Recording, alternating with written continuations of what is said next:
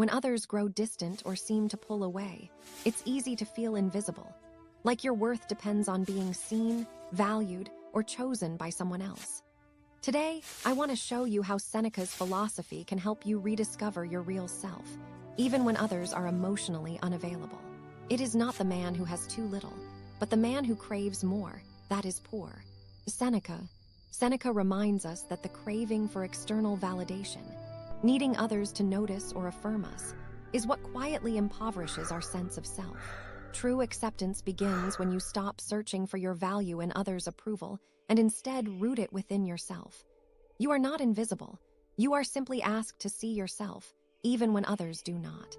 Here are a few deeply practical steps inspired by Seneca to begin this change today, especially in those moments when you feel left behind or unseen.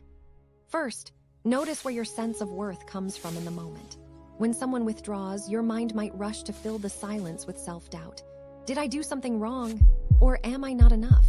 Pause and ask yourself gently, what am I truly longing for right now? If it's acknowledgement, care, or reassurance, see if you can offer these to yourself directly. Seneca teaches that the most fulfilling form of wealth comes from within.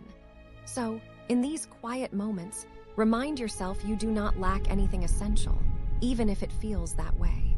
Second, practice anchoring your identity to things within your control, your values, actions, and the quiet dignity with which you treat yourself.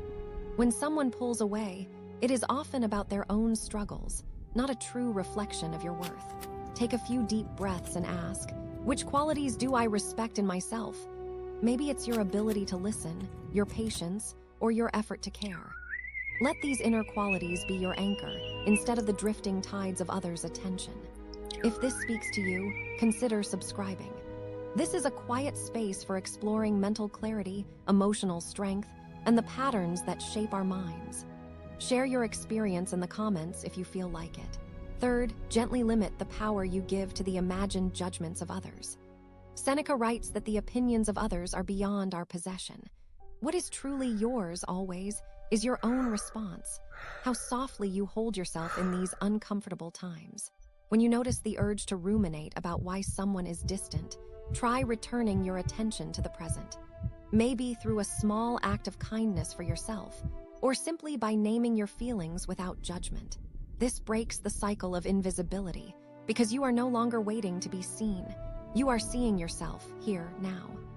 Finally, remember that self-acceptance is a muscle you build, not a conclusion you reach overnight. Every time you feel invisible and choose to affirm your own worth, you are living Seneca's wisdom. You do not become poor in spirit because you lack attention. You grow rich in spirit when you learn to stop craving more validation. You are not invisible. You are learning to be visible to yourself. Let Seneca's reminder be your guide. It is not the man who has too little, but the man who craves more, that is poor. There is nothing lacking within you, even when others seem far away. Trust that self-acceptance grows not by being seen by everyone else, but by steadily, compassionately seeing yourself.